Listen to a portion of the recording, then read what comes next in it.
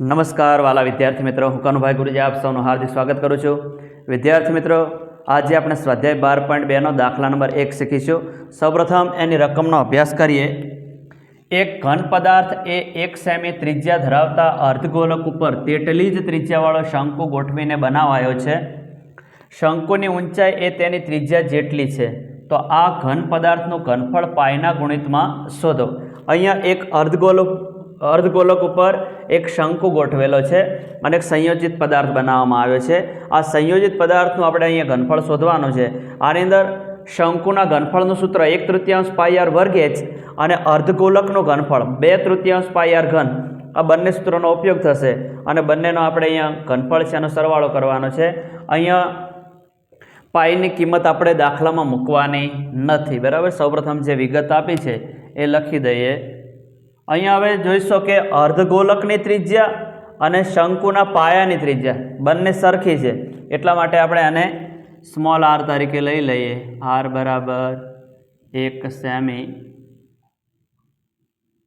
અને શંકુની જે ઊંચાઈ h જે છે એ પણ ત્રિજ્યા જેટલી જ છે, એ પણ 1 સેમી જ છે, તો અહીંયા h બરાબર 1 સેમી।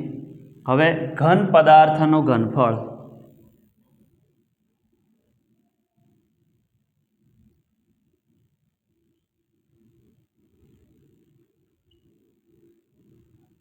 ઘન પદાર્થનું ઘનફળ બરાબર શંકુનું ઘનફળ। દાખલા પૂરતું આપણે લખીએ, જો કે આના ડાયરેક્ટ સૂત્રો મૂકી દો તો ચાલે। શંકુનું ઘનફળ વત્તા અર્ધગોલકનું ઘનફળ।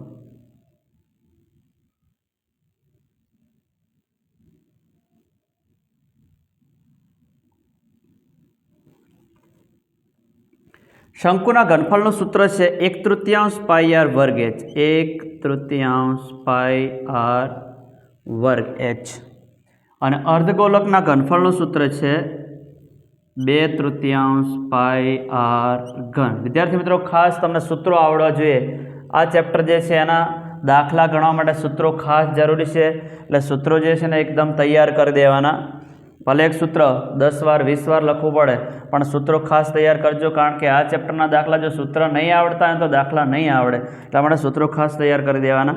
હવે સૌપ્રથમ આની અંદર બંનેમાંથી જે કોમન નીકળે હોય એ કાઢી દઈએ। અહીંયા છેદમાં તગડા છે બંનેની અંદર, અંશમાં 1 ગણીએ તો 1/3 કોમન કાઢી દઈએ। બીજું પાઈ આર વર્ગ અહીંયા છે ને પાઈ આર વર્ગ અહીંયા પણ કોમન નીકળશે, કારણ કે નાની ઘાતવાળો હોય કોમન નીકળે, તો બંનેમાંથી એક પાઈ કોમન નીકળશે। આર વર્ગ કોમન નીકળશે। કૌંસની અંદર જે વધ્યું છે એ લખીએ, તો અહીંથી 1/3 બહાર આવી ગયા, પાઈ આવી ગયા, આર વર્ગ આવે, શું વધી ગયા? h વધશે। અહીંથી 1/3 બહાર આવ્યા છે એટલે 2 વધ્યા છે, પાઈ બહાર આવતા રહ્યા છે, આર ઘનમાંથી આરનો વર્ગ બહાર આવી ગયો છે, 3માંથી 2 જાય તો 1, એટલે 1 આર અંદર વધશે। હવે બધી કિંમતો આપણે મૂકી દઈએ। પાઈની કિંમત આપણે મૂકવાની નથી, યાદ રાખજો। 1/3 ગુણ્યા પાઈ ગુણ્યા આર, આપણી પાસે 1 છે, આર વર્ગ છે એટલે 1 ગુણ્યા 1 લખીએ, 1 ગુણ્યા 1। અહીંયા કૌંસની અંદર hની કિંમત 1 જ છે, 1 સેમી છે, તો એમ નામ લખી દઈએ। પછી 2 mના m, આરની જગ્યાએ 1 બરાબર અંશની અંદર અહીંયા તમે જોશો તો પાઈ ગુણ્યા 1 ગુણ્યા 1 એટલે પાઈ એકલા જ આવશે, છેદની અંદર 3 આવશે।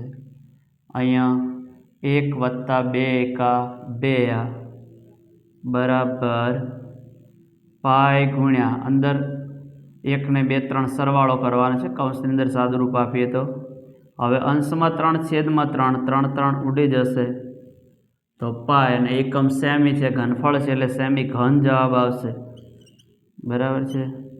તો આ રીતે સરળતાથી આ દાખલો ગણી શકાય। વિદ્યાર્થી મિત્રો, આ પ્રકારનું પ્લેલિસ્ટ બનાવેલું છે, જેની અંદર સ્વાધ્યાય 12.1ના તમામ દાખલા મૂકેલા છે, જેને જોઈને શીખવાનો પ્રયત્ન કરજો। વિદ્યાર્થી મિત્રો, હજુ તમે મારી ચેનલ સબસ્ક્રાઈબ ના કરી હોય તો સબસ્ક્રાઈબ કરી દેજો।